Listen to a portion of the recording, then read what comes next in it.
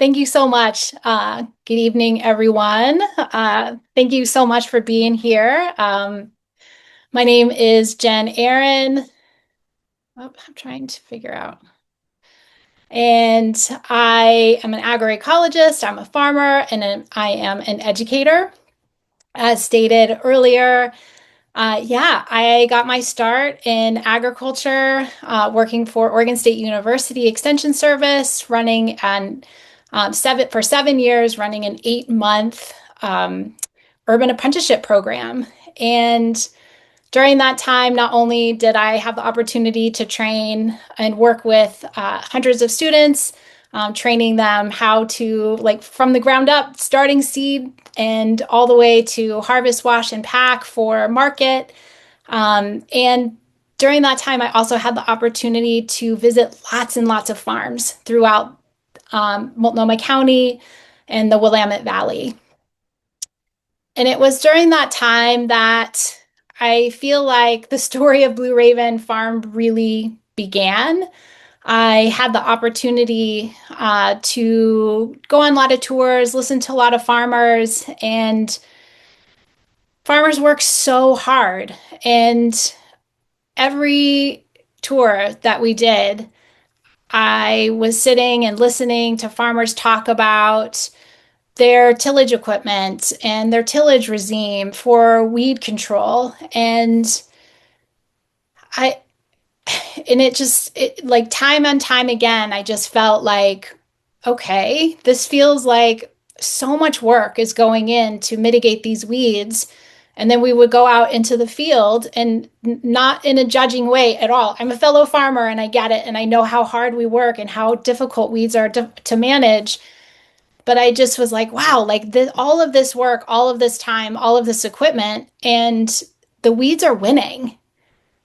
And it really stuck with me. And I realized I think that there might be a different way, or I feel like maybe we're missing something. And I just tucked that thought away in my mind. And I was getting ready to leave Oregon State in 2017. I had moved to Corbett, Oregon on a 5-acre property, had never been farmed, and started putting up infrastructure and greenhouses, and just really decided in that moment that I was going to try to do things differently out here and try to manage this property in a soil first context, which in 2017, soil health was not what it is today. It just wasn't. So resources were scarce. I really had to dig deep to try to find anything. And I leaned pretty heavily into no-till, which we'll talk about. Blue Raven was one of the first no-till farms in Oregon, which is really cool. And now there's just too many to count, which is really amazing. So this is the story of Blue Raven. We're entering our 10th year, so we're having our 10th year anniversary. Yay! Feels triumphant. So yeah, I'm going to share some of my goal for this evening is to share our story, the successes, the joys, the trials, the tribulations, the tears along the way. And then I have like 5 takeaways that is just really going to scratch the surface in terms of, how I would share a different way to maybe look at soil.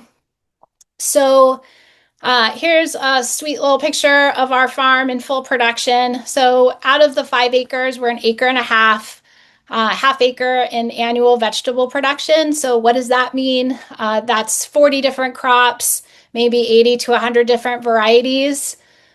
We also have a diversified orchard on 3/4 of an acre and about 1/4 acre of free ranging hens.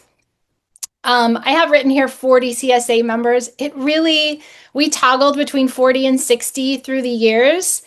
And 40 seems to be about the average. And then 80 pounds of salad per month. When we first started year one, we were doing 100 pounds of salad a week, in addition to 40 CSA members every week. and then doing winter production on top of that. So again, just the context of this is really high production on a very, very small space. Our very, very first, like right out of the gate, we moved here in late 2015. We're at about 850 feet. And there's this invisible line of elevation where peppers and tomatoes will ripen without a greenhouse or a tunnel and where they won't. So I did lots of trials to see like where do we fall on that line? And luckily, although we do have greenhouses and tunnels, we are able to grow peppers and tomatoes to full maturity outside. I trialed squash and all sorts of other things just to see, like, I just knew nothing about this area. So, where was our pollinator situation? And the answer was none. Summer squashes, they flowered and then the fruit started to go and got teeny tiny and then just dropped off. So, lack of pollination, which was shocking. Yeah, we're kind of in the middle of nowhere out here. And also testing pest and disease, which in that first year, not so much. And then the deer pressure, which was the answer was very high. So we knew infrastructure wise, we were going to need to do something to mitigate the deer. So we're going way back. This is 2016. We don't own any large tractor equipment, so we hired our neighbor who has a large tractor and a plow to come through. The soil is rock hard, and you can see the color, just this deep orange color. We're on a silty clay loam out here in Corbett. There is some fantastic soil in Corbett. We're not lucky enough to have that. But this is what we have. So this is what we worked with. And I just want to note the color of the soil because as we go through these photos, you're going to see it start to darken as the soil health improves. So watch for that. I may not call it out, but watch for that as the soil color really starts to change.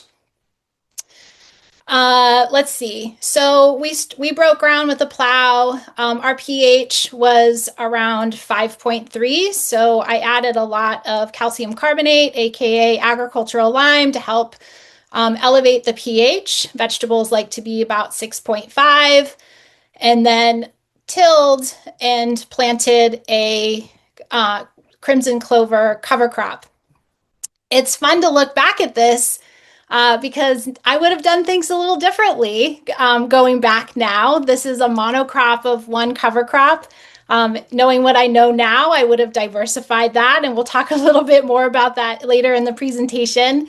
But my goal was to be this beacon for pollinators because of the squash that just fell off and didn't have enough pollination. So planted and they will come, and come they did, which was really cool. So this was our first line of attack to bring in and introduce and just like welcome the pollinators back in.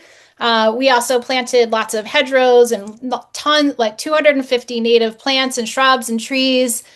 And we brought in several bee boxes for honeybee production just to like make sure that we had enough pollination. We since don't have the bees anymore. We have enough native pollinators out here to fill that pollination need, which is really, really cool.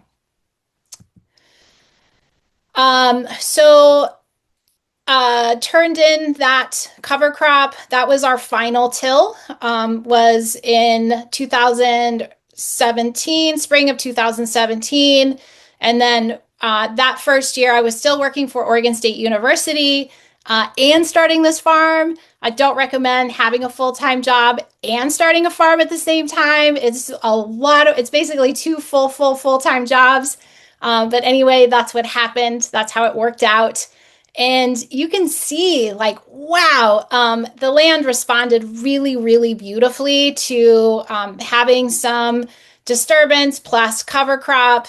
And everything here is so incredibly healthy and vibrant. And I call this first year fertility. It just like the land there, that initial stimulation of the land really woke up those microbes that had been sleeping for Lord knows how long. And gosh, the plants were really happy that very first fall into winter.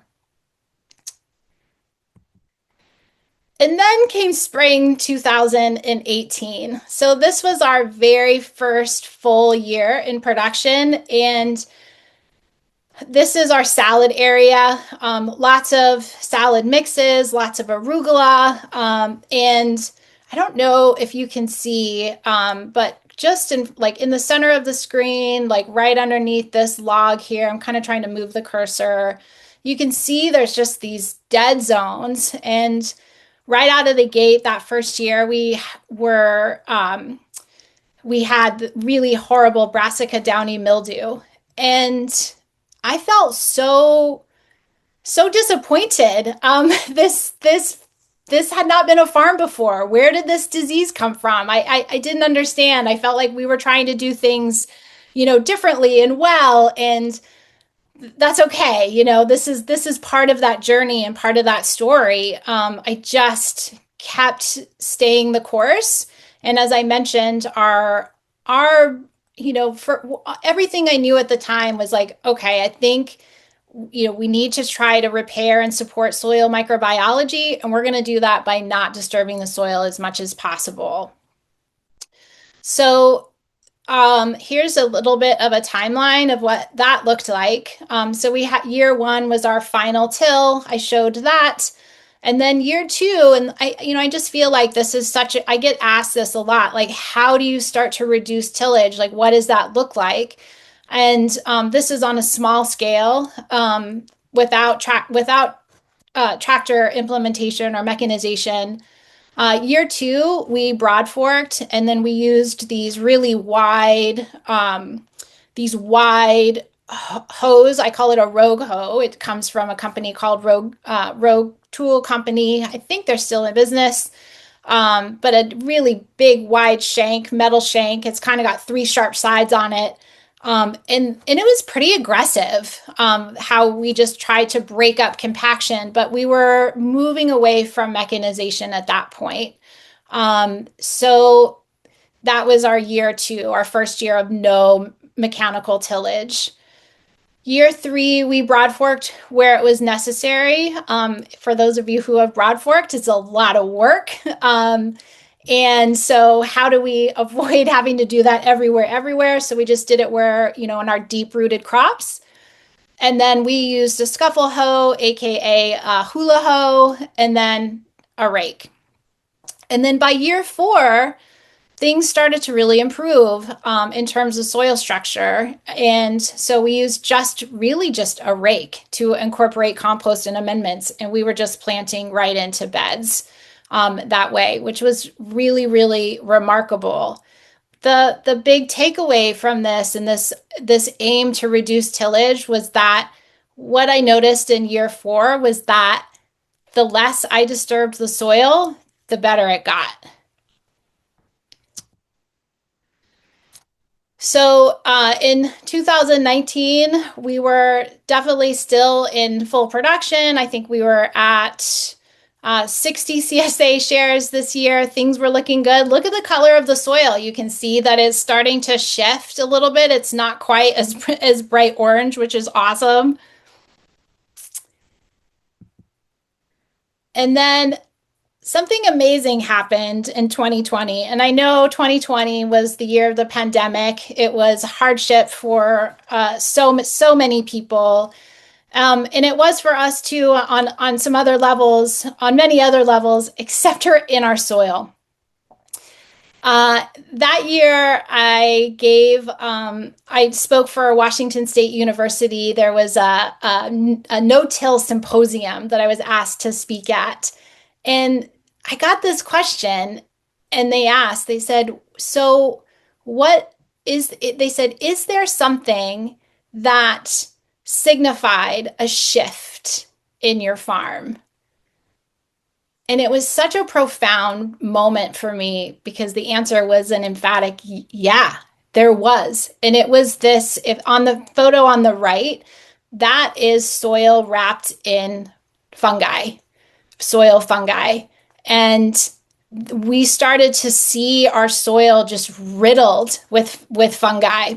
And it was so neat to see and to make that connection that biology was finally starting to wake up and starting to support our plants and our farm. The other piece that we really noticed in year 4 was that our soil structure had become this pebbliness, for lack of a better word. It was not chunky, but pebbly. And for a while, I was like, "What happened? Like, why is this happening to my soil? This is so weird." I had always learned, certainly in the university system, that we want a really nice fine tilth to our soil so that we have good seed to soil contact. And I was like, well, that's not what's happening. I am focusing on soil first and foremost. And now we have this pebbliness. And, of course, these are aggregates. And this is a sign of soil health and soil structure. So yeah, I've learned a lot. And I certainly am spending a lot of time working with farmers to really instill this idea of the importance of soil structure. We're going to talk a little bit more about it today as well. So I think one of the things that was so profound throughout this journey is that through all of the years, what started as pretty intense weeds and pest disease and labor started to diminish greatly.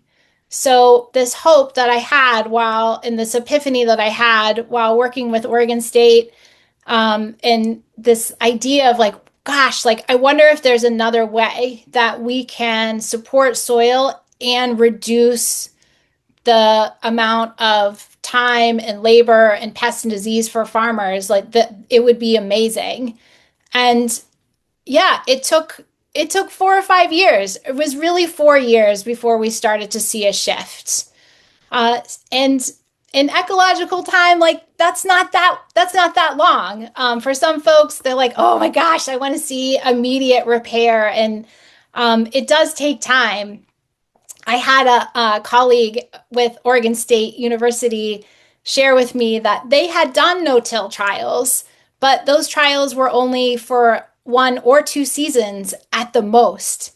And so they wrote off no-till as not a viable option, just not enough time. And so when I presented, when I started doing, 5-year trial presentations to be like, look, like in 5 years, this is what happened. There was a lot of ahas of like, okay, we need more time. We need a little bit more time.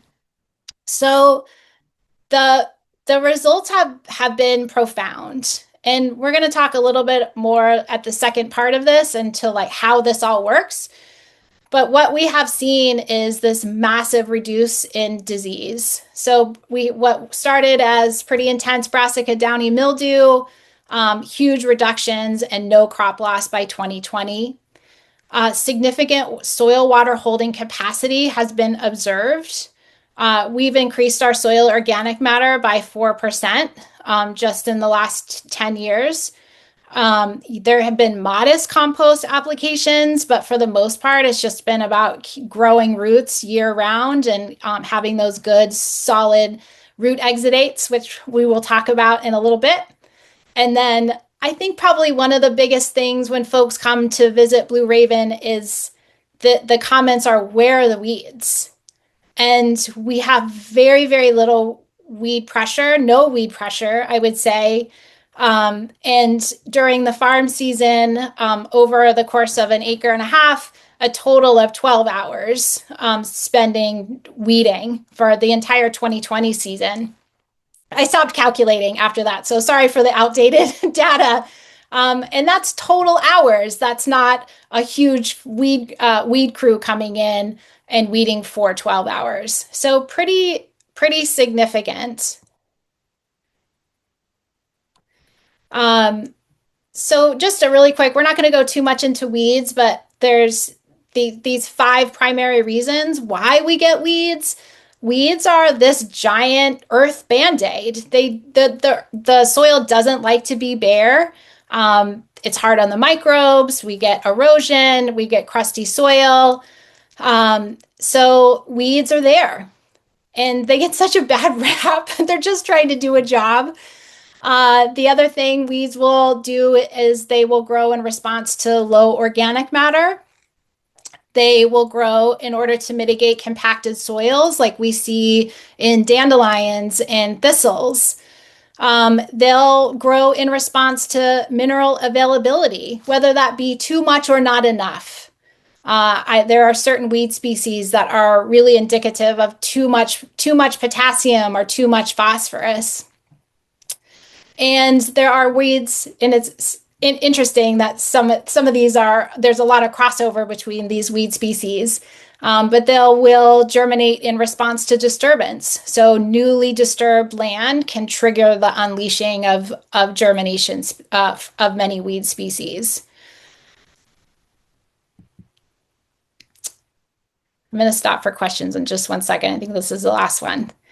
And then in terms of pest, this is pretty profound. That very first winter that we were in production, I was surprised we had a lot of diamondback moth infestation levels. We did have a little bit of crop loss, and again, coming onto land that had never been farmed, this felt fairly shocking to me. Marmorated stink bug, aphids, and now we see aphids come and then they just are gone. We have so many predators that are able to take back those populations that it's really neat to see the ecological pieces of this puzzle starting to come back together, where we have this check and balance happening with pests. Symphyllins, I do not know if y'all are familiar with symphyllins. They are a microarthropod that lives in the soil. And they'll eat your plant roots, no hardship there. And we had devastating losses in 2019. So much so that I seriously almost considered quitting farming. It just feels so frustrating and like there's no hope when every plant you put in the ground is getting eaten from the root up. That's rough. You spend 4 to 5 weeks growing plants in the greenhouse. They look beautiful. You put them out, and then in 2 weeks they're dead. So that's pretty tough. And as ecosystem repairs and we start to get natural predators in the soil, the symphyllins are still here. They're still in our soil, but we are not experiencing any losses. And there's a photo of a symphyllin for those of you who are not familiar. That's a hori knife to give scale. I would say on your body, if you looked at your pinky, like the very top of your pinky nail, that might be hanging over your finger. So just the very like crescent of your pinky nail, that's the size of a symphyllin. They're tiny. Yeah. So they love to eat fungi. They'll eat your plant roots. But who loves them is the ground beetles, the rove beetles, etc. And they really help to keep those in check for us. So I'm going to pause. Is there any questions? Yes, there are. Yes, there are. Let's pause for a moment. Thank you so far. Somebody wrote in the following question. What made you stick with no-till before you saw major improvements and knowing that other trials weren't great and you were experiencing difficulties those first few years? I love that question. I'm not sure. I'm tough and I'm tenacious, and I don't like so I don't know. I just had to persevere, and I think I think if I really were to dive into it, I think this is a whole nother story, but some of the things that I was seeing while farming with extension was that I was seeing that the system that we were using, which I would consider, and there's so many ways, and this is just so many ways to grow, and this is just my opinion. But we were using what I would consider an organic, like an organic conventional farm model. So Okay. what that means is we were using annual tillage, not a ton, but we were bringing in the tractor, we were tilling, we were pretty aggressive with our bed prep, and then we were doing annual soil testing, and we were only correcting for nitrogen, phosphorus, and potassium. So I call that NPK farming. Yeah. And it's a conventional model that's worked for a lot of years, and it still works for folks, and it's not working for some folks. Mm. And so that is the model that I started to question. And I was really starting to see that, it wasn't just the weeds that farmers were struggling with, that it just seemed like everything felt like a hardship, that there was weeds, there was pests, there was disease, and everyone's using the same model. So I just questioned, and I feel like my mantra for all of this for the first 5 years was trust and stay the course. And I was like, I think I just want to try to mimic nature the best that I can and see what happens. And I didn't know. I just didn't know, but I knew that the system that I had been farming within for the last 7 years, it wasn't working. It wasn't working for me at least. So I Yeah. had to do like 180 shift just to see. So I feel really thankful for the hardships because it's so cool to be able to share like, yeah, it was hard. And at the end, it worked out. And now The we know. success story. Right. And now, like, here we are in 2026, where regenerative ag is on every cereal box and box of, milk that in our fridge. Like this concept of soil health and soil microbiology is driving the system and driving the chemistry and driving the soil structure. This is something that we now know, but we didn't back then. Yeah. Some people did. I didn't. There have been folks at this for, 20 plus years. Um, So it's tough to be a pioneer. Did you have some mentors that gave you that self-confidence to keep going when you had moments of doubt? oh my gosh, I love that question. So I don't know if y'all are familiar with Singing Frogs Farm in California. So much like we were one of the first no-till farms in Oregon, they were the first no-till farm in California. They were about 5 years ahead of me on this journey. And Elizabeth, their lead farmer out there, she was very, very kind. And it's interesting that you asked this question as we're talking about symphyllins, because when I was getting ready to, when I hit the end of the road, when the symphyllins were eating everything that we had, I called her. And I Uh, was like, like, what do you do? And she was like, oh yeah, we've been there. uh, Stick with it, try this. But she did give me some really good encouragement. I'm so thankful for her. well, staying with symphyllins for a moment, if you're willing, there's several questions about that, and I've had my own challenges. What do you think? There's someone wrote, why do you think the symphyllins had less effect as time went on? We have struggled with them, and it has been heartbreaking. And so you're not alone, and neither is the questioner. And you Yeah. did mention the rise of uh, predators, ground beetles, and things like that. But we've tried crop rotation and things like that. But anything else you can share about that? Yeah, I have my Symphylan checklist. I'm happy to go through it. So the first thing, so they're not very mobile in the soil. They use the cracks and the crevices of the soil. So if you're growing your own transplants, number one is grow the biggest transplants you can. Mm. So on a larger farm production, that's tough because it's expensive. And so I want to acknowledge that. Growing big transplants when you have 10,000 of them to grow and use propagation by propagation mix for and heat and fertilizer, that's a lot. On a Yeah. smaller scale, it's easier. So I hope that that's your case. Okay. So I switched from a 72 cell to a 50 cell, so it's a little bit bigger. I don't know if that's terminology that you can relate to. And when I transplant, I really make sure to press down on the soil. So I am creating a little bit of a compaction zone right around the roots of the plant. And that just helps like seal up those areas where the symphylans can zoom in and start to munch on the leaves. Or sorry, excuse me, on Roots. roots. Roots. Yep. And it's not 100%, but like you start to stack these functions. Um, you asked about mentorship and the to be able to have somebody to commiserate with.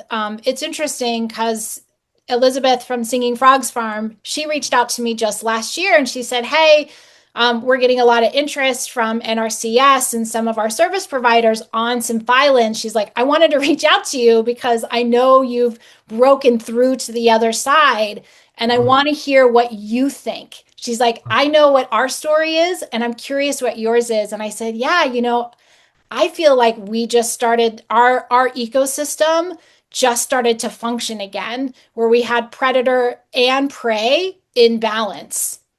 And I know that that's hard because we can't see under the ground and we can't necessarily put these predators in where we need them and where we need them. So that's tough. And I'll say the mantra again, it's like this trust and stay the course. So and I'm going to go through some of these other things that we've really done, but reducing the tillage has been important. I know that some university publications, they're like, you got to till, like till them out of production. And I just haven't found that to be successful for us. We just really have focused on how do we create a really balanced ecosystem within our soil. Gotcha. Thank you. You got time for another question before we go on? Of course. Yeah. All How are we right. doing on time? This is great. Yeah. Well, we're about halfway through our time period now. Um, Lorna wrote, when I hear no-till, I think of Ruth Stout and her piles and piles of straw. Mm, Wonder what you use on a regular basis to cover the soil or mulch. And mm. then you mentioned how your organic matter count in your soil has gone up now at 4%. And besides cover cropping, but back to straw. Yeah, so many ways to do this work, and we didn't use like, any type of deep composting or deep mulching system. That just didn't work really well for our system. It's not to say that that doesn't work really well and doesn't have success. Um, because of our size, we're like an in between. Like we're still really small, but Uh, we're too small for a big tractor, and we're too big to do everything by hand. uh, So we use a walk behind tractor, a BCS, and have this implement called a flail mower. And so what that does is it mows and mulches at the same time. So that has always been my go-to in terms of how to flip beds from one crop to the next, especially as our soil got really, really good and resilient. I was able to just mow the previous crop and then plant right into it. uh. And yes, that was a process. It took a lot of years to get to that place. Do you have a standard rule of thumb between mowing and when you would plant in terms of letting it age or rot or Yes, yes.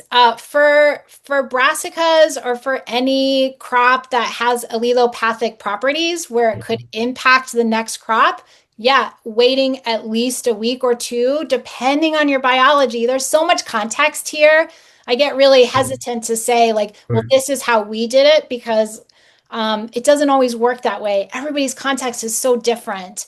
So it really depends. For some folks, might need to wait 3 weeks. I got really bold. And what I found for me, and I want to be really clear, like for our biology, once it really started going, I could mow and plant in the same day. That said, I would always avoid brassica on brassica. The brassicas were very, very, um, they were very sensitive to that allelopathic left by the brassica. And, that's not proper crop rotation either. So it's kind of naughty on both ends. And do you have a general crop rotation schema that you follow to some extent? No. No. Okay. Yeah. I had two primary main fields. And so we would basically, I just would do summer on one side and then fall, winter on the other, since those crops tended to stay like there was 3 or 4 primary crops for both of those. And they were different enough. And then the next year I would just switch fields. And that worked really, really well for us. Okay. Simple, very simplified. There are no more questions at this time. Okay, great. All right, we'll keep them coming. Okay. Okay. It's a funny picture. Sorry. So 2020, so trials and tribulations. This feels important because we're pivoting into the last 5 years. So this what I was just talking about, the last 30 minutes was kind of our first five. And so now it's like, what's been going on and how have I pivoted? How have I wanted to do things better or differently? And we right out of the gate, we got hit by the 2021 heat dome. I'm smiling there. It's like 10 a.m. and it's like 97 degrees. I had just drenched myself with water. I had to farm that day. And by the afternoon, we hit 118 degrees. We had a lot of crop loss. And the reason I want to mention this, it feels significant, is because the biology in our soil really shifted after that day, or after those couple of days. And our soil became very hydrophobic. And so all of those fabulous water holding capacity that I got to brag about in the first 5 years that were hard won, that kind of went in the toilet. And it took me years to figure out what happened. And it feels significant, just as I do this work and work with producers and growers and farmers and gardeners, like the importance of asking a question and holding that question, even if you don't have the answer, just hold it, because at some point you're going to get the answer. And I got the answer a couple of years later. I think it wasn't until 2023. So we were really struggling. So we had all of these great benefits. The heat dome came and then the pests came back. Our soil got fried. And it wasn't until I listened to a podcast from an ecologist who works in a post-fire situations that he described what's happening to the biology in a fire.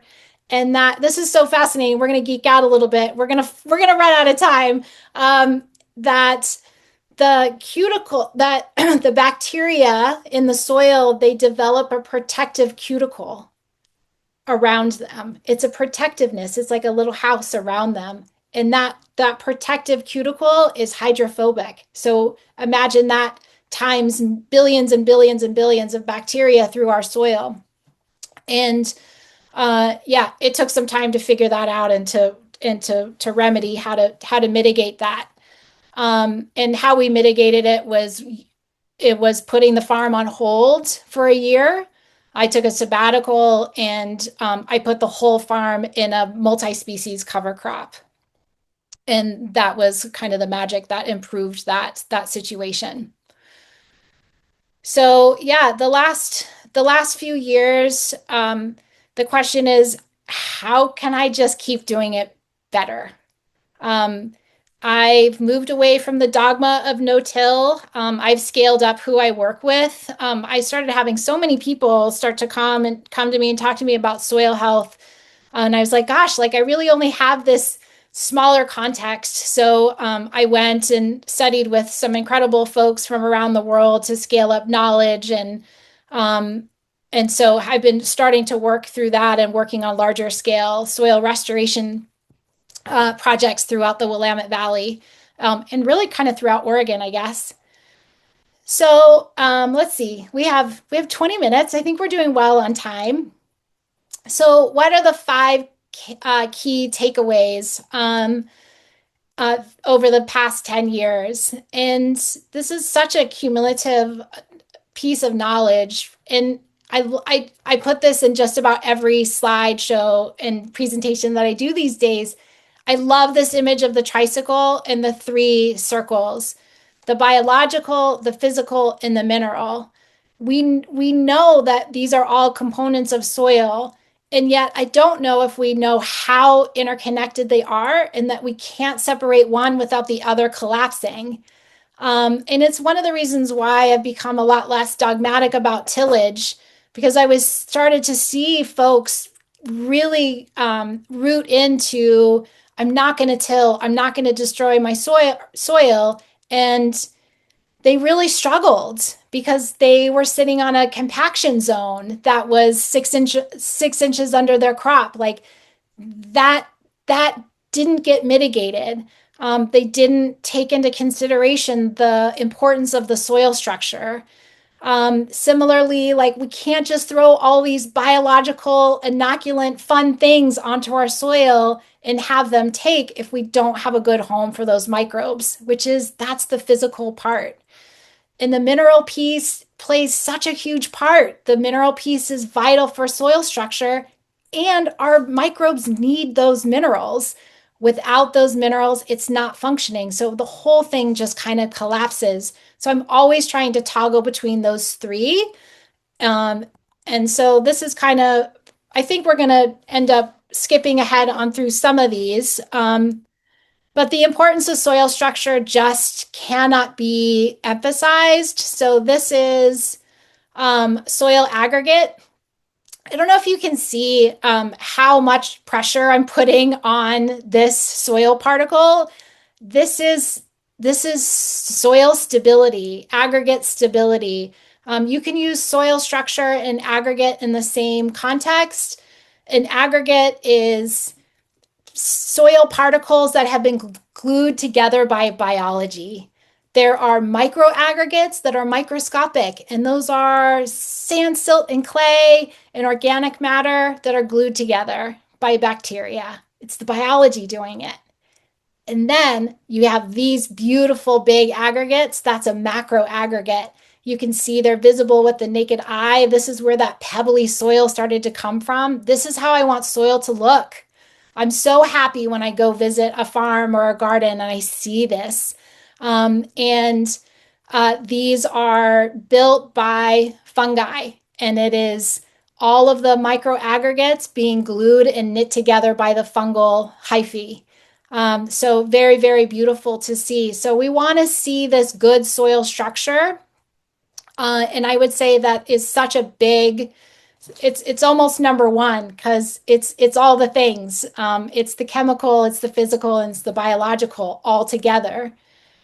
Um, Number two would be just to be mindful that most plant processes are driven by microbes, by soil microbes.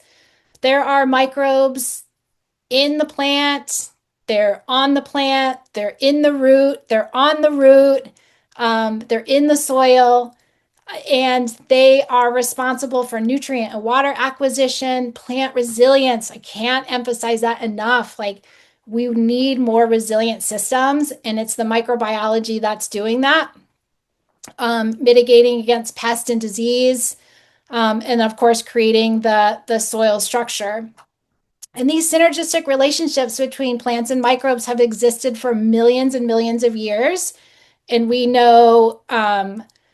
just know barely anything. I feel like a fraud talking about soil because we know like less than 1% about the soil. It's so beautiful and complex and mysterious. I guess I want to stop and pause for questions really quick. I just want to gauge time. Well, there are no new questions at this Okay, moment, so take a take a breath, take a drink, and keep great. going if you're willing to. Okay. I'd love some feedback because I was going to talk through some of these. Maybe you can, Jack, maybe you can give me a thumbs up or thumbs down. But just really quickly, like who are these microbial players in the soil? The bacteria we talked about. They're also incredible nutrient scavengers. I think of them as like little tiny bags of fertilizer that's just waiting to be opened up. They have the capacity to fix nitrogen through symbiotic relationships of legumes, or even just without having a symbiotic buddy, and they can fix atmospheric nitrogen just in the soil by themselves. It's incredible. Those are called free living. The fungi we talked about quite a bit. The arbuscular mycorrhizae fungi is, gosh, like just cannot be emphasized enough. Um, these these relationships that are plants, that most plants, not all, there are some plants like brassicas and your amaranthaceae that don't have mycorrhizae relationships, but most plants do. Um, these fungi are inserting themselves into the plant root and then extending out like 10 times past where the root zone is able to go to get water and nutrients for your plant. It's incredible. So this is, such an important part in terms of plant resilience. And one of the key takeaways here is that fungi and these fungal strands in the soil, most of which are invisible, are very, very susceptible to tillage. So it's something important to just be mindful of. The nematodes and the protists in the soil, those are the ones that are consuming the bacteria and the fungi. If we don't have those in our soil, that it's going to be it's going to be an indicator of poor soil function. Your plants just aren't going to be able to get the nutrients that they need in the way that they need to get it.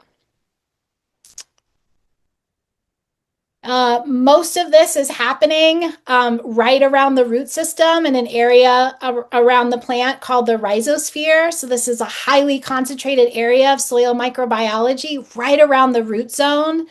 And within this root zone, we have the nutrient cycling, also called the poop loop.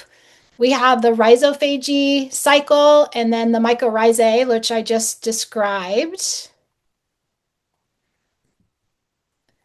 And so many of these processes are driven by root exudates. So this is the nectar of microbes. Root exudates are sugars, carbohydrates, and proteins that are excreted from the roots of plants to feed soil microbiology. Our plants are photosynthesizing, they're turning CO2 and water into energy for their plants. And our plants are so trusting that they're giving 50% at least of that energy down to the soil microbiology. So this is where this idea of keeping plants growing, like photosynthesis, photosynthesis, photosynthesis, like however you can do that, because that's going to help try to keep those microbes happy. This is their their happy place. This is what they want to be eating the most. Is this a time you might take a few questions? Sure, yeah, let's do it. Um, let's see. There's several who've come in. Um, some there people are interested in how the aggregates differ from the bad soil quality that occurs with oil tillage. Ah, You get that hard granola-like soil, and how can yeah. you tell the difference? Yeah, I love that question. I wish that we were in hands-on Yeah. opportunity right now because I would bring you an example of both. So the best way I can describe it is that a good, well-structured, well-aggregated soil, when you have a clump and you crush it, it's going to crumble. That's the sound that I make in my mind. It just crumbles into these beautiful aggregates. Um, with a soil that has been compromised due to tillage, so it's compacted, it's more like concrete. Yeah. What it will do is, if you were to take that same chunk of soil, it's just going to break off chunk, chunk, chunk, chunk, chunk, just smaller pieces of concrete. Um, That I don't know if that was a Yeah. decent enough No, I think that's good. description. That's that was what I was thinking. Here's another question. Because microbes congregate around plant roots, I've started leaving the roots when I cut back the dead foliage on veggie plants and annuals. Is this effective? Yes, I love it. I do the same thing. Yes. Well done. What do you mean by, quote, resisting the dogma of no-till? And how are you tilling now? Ah, what do I mean by that? I mean that because I work with so many larger producers now where some level of tillage is necessary. And it's about how do we do the least amount of damage and still get the work done that you need to get done. And so yeah, I think that's the best way I can describe it. I just feel like there's a time and a place for tillage to happen. And it's doing it in a way that is going to move your soil system forward rather than backward. So making sure the soil's not too wet. Asking yourself, what is it that you're trying to achieve? How much damage? What depth? I worked with a grower recently and I could really see that, like, gosh, her plants were gorgeous, like, and the soil was stunning. There were so many things that were just incredible about her operation. At one point I was like, I don't understand why I'm here. And then started to dig in the soil and see that um, she had no soil structure. So I started to unravel and talk about, like, what's your tillage regime, and she was doing 4 really deep passes every year. And she just didn't know. And I was like, okay. I was like, so, like, I kept asking, like, what depth, what depth, what depth. And by the third time I asked, she's like, I have a sense that I'm maybe tilling too deep. And I was like, yeah, and honestly, like, gosh, like, she's 15 years been farming, like, so on top of it, but it was just that connection of, like, okay, like, I wonder if I could raise the tiller up and just till 3 inches instead of 6, and be able to still do the work that I need to do. So that's what I mean by not being dogmatic. Like, how do we ask questions and pivot in a way that fits our unique context? That makes sense. Some people are wondering about mycorrhizal fungi and Mhm. whether it's being sold commercially in different ways and the pros and cons of adding it. Is it actually effective? Do you have thoughts on that? I do. I have thoughts. Thank you. It's such a great question. Um, yeah, last year, at the end of last year, oh, it might have been 2024. I can't remember. Sorry, either at the end of 2024 or 2025, a study came out where an independent researcher came through and tested tons of off-the-shelf mycorrhizae products and found that most of them were not effective. Some of them even contain pathogenic properties. Hmm. So do your research. I stopped adding it to my farm just because of that. I was using a really high quality one. And so there are crops that you can grow that, like flax. Flax is a really fabulous crop that I've just started putting in the middle of rows. Like, I have it in my cover crop. It has a really strong mycorrhizae action, and it's a great way to just encourage that within your soil. Um, if you just know that your soil doesn't have it, then just do your research and find a really reputable brand so you know what you're getting. Because yeah, Well, there's more questions, and we're approaching the end of our time. So, um, you had your five main takeaways you wanted to make, and you've gone through two of them. I know. Let's keep going. And Uh, but there are more questions lingering. okay. Give me 2 seconds. We just have two more to get through. All right. Mineral highs and lows is such an important element. And I'm calling out compost here. I am not a compost hater, I promise, but I am seeing these soil tests that have really elevated phosphorus and potassium levels. And I just want folks to be aware and maybe put the brakes on how much compost they're utilizing because it can have negative impacts. Here we go, talking about suppressing mycorrhizae fungi.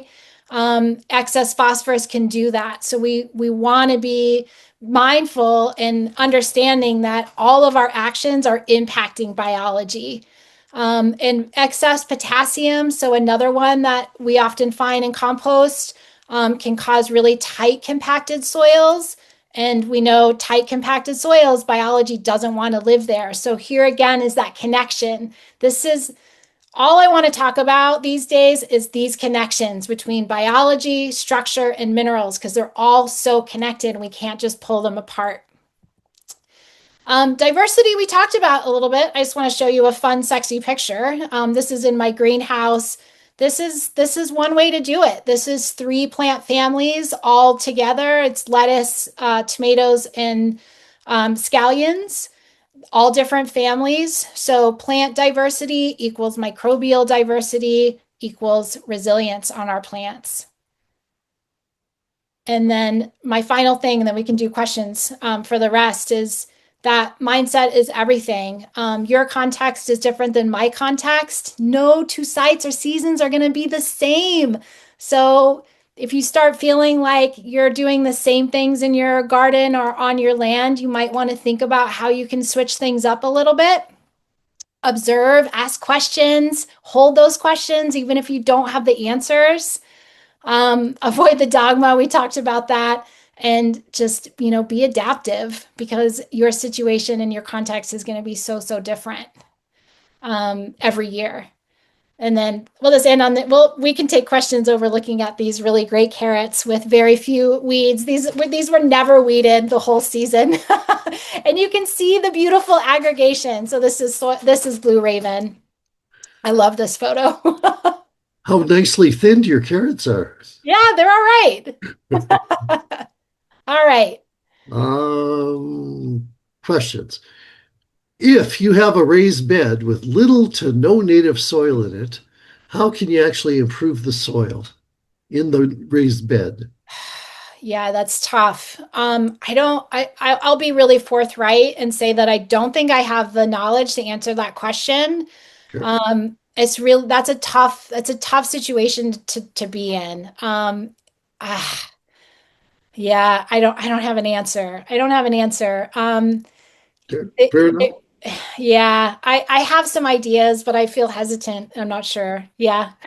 I'm so Okay. sorry. But some of the no-till practices I have read about promote adding a lot of compost and then planting directly into the compost.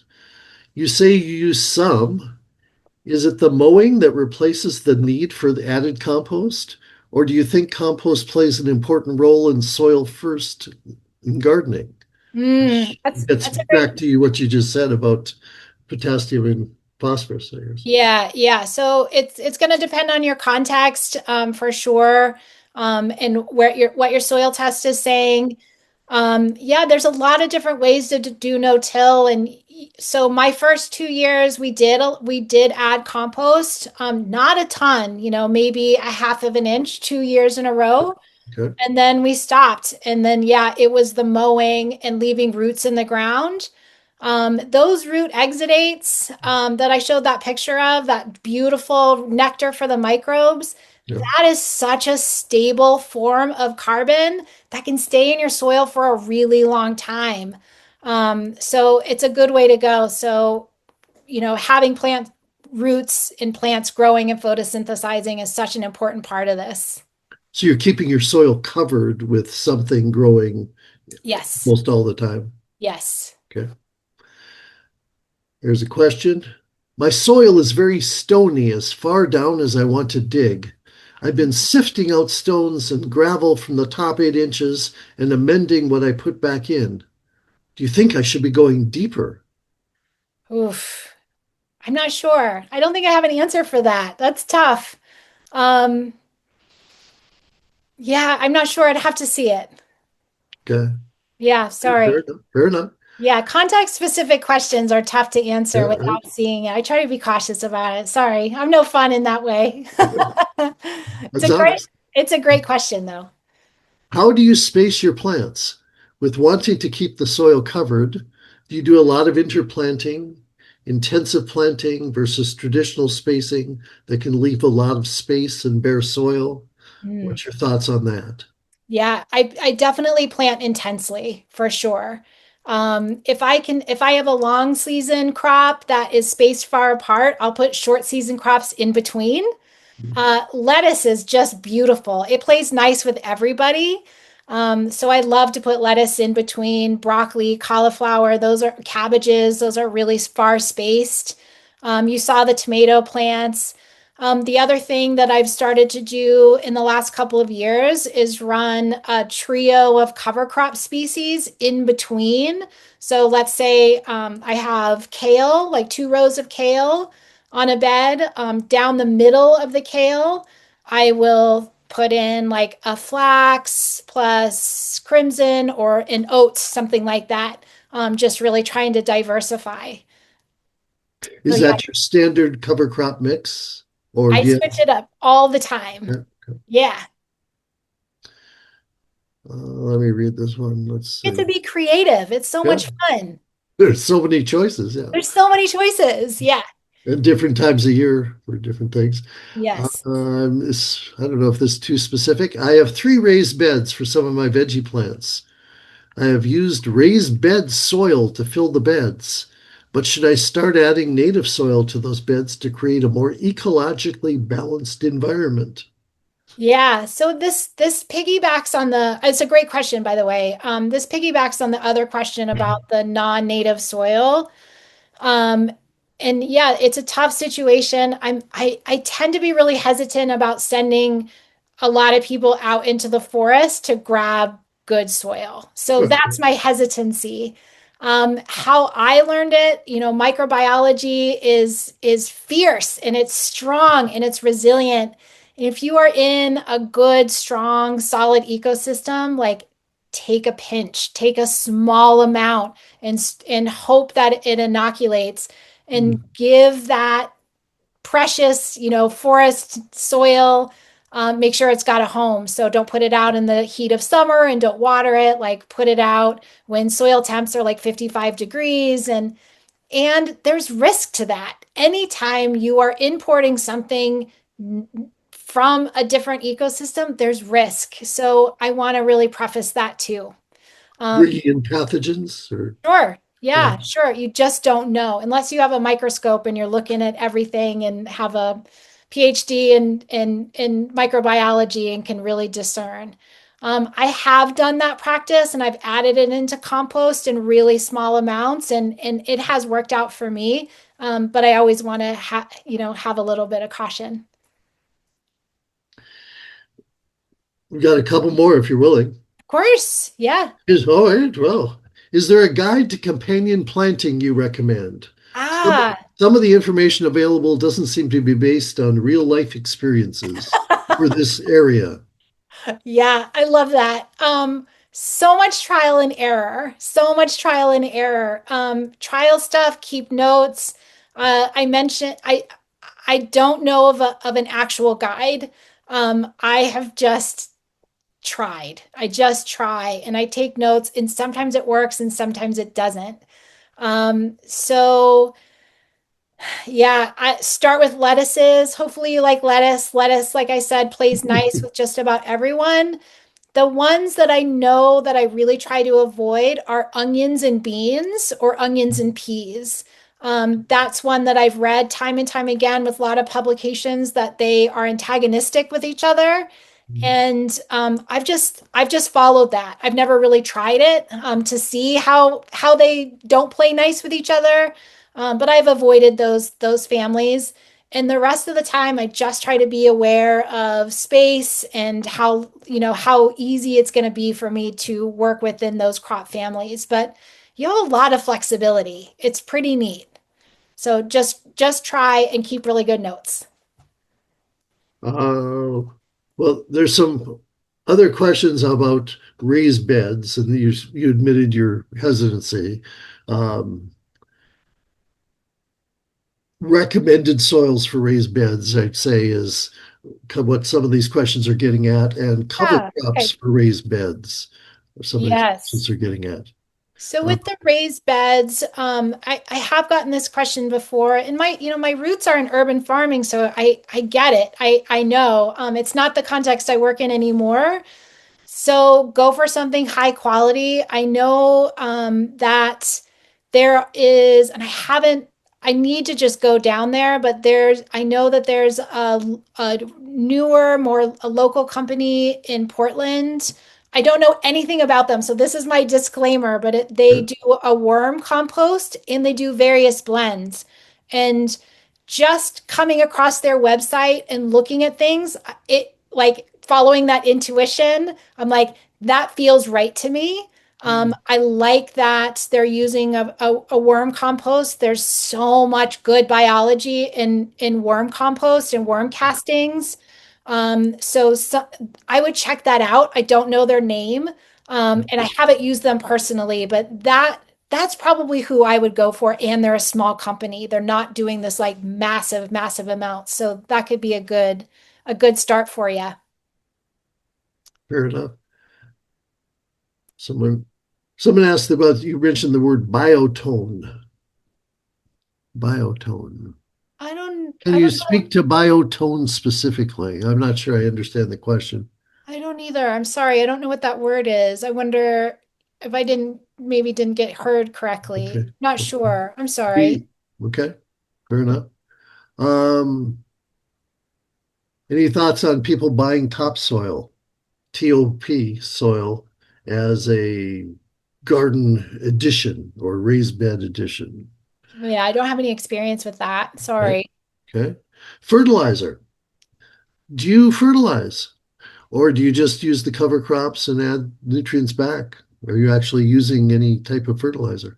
Yeah, I do use a fertilizer based off of I used a multi-layered approach to analyzing what my plants need. So I'm looking at a traditional soil test, and I'm also looking at a tissue analysis to tell me a little bit clearer what my plants are taking up and what they aren't taking up. So yeah, I do use, and currently I'm using a organic composted chicken manure for my nitrogen source.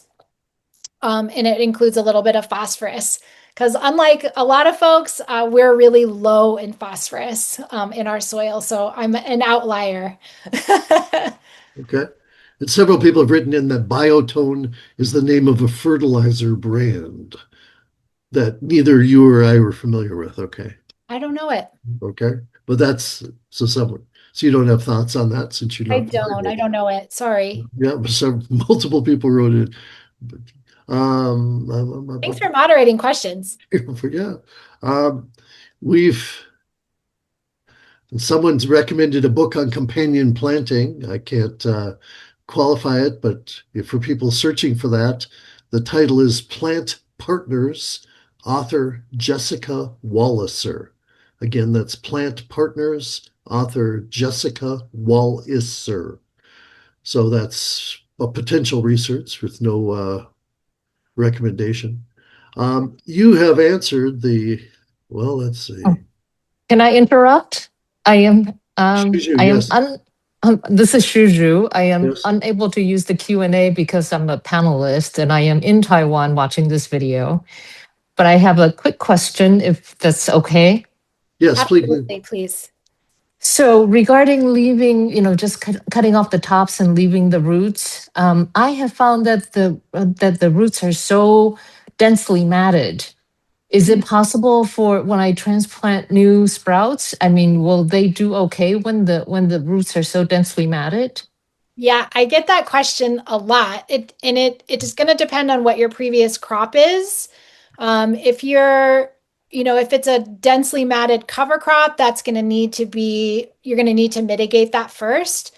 Um, when I am cutting off or mowing, an annual crop, uh, I just work around the roots and it works really well. So especially I'll use kale for an example. It's spaced 12 inches apart.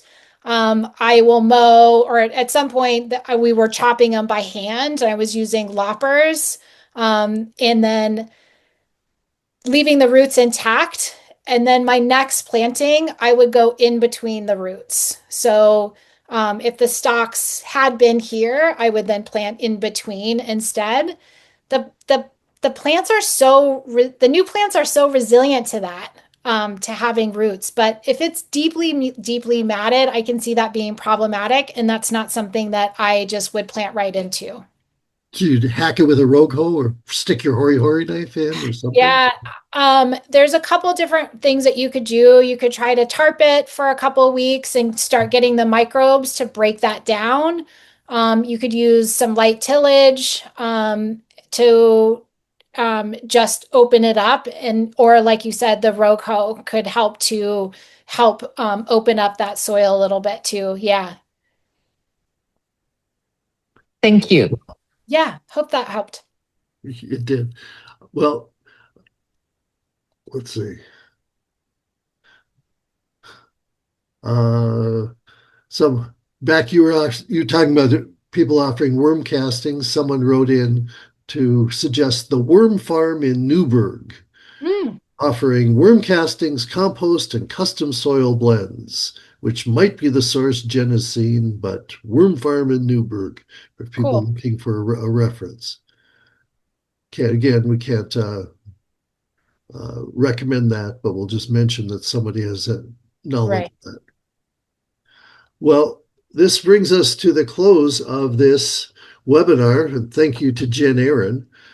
Next month, there's a presentation on epic tomato growing with Craig LaHoulier out of North Carolina, and he's written multiple books on the topic. And Jen, any last comments? I really appreciated being here. I loved all of your questions. Thank you so much. And We had appreciate up to 80 participants tonight, so how many? 80 we hit at one Ooh, point. Yeah. amazing. Yeah. Okay. Awesome. And thank you for everybody who came. And we'll be signing off now.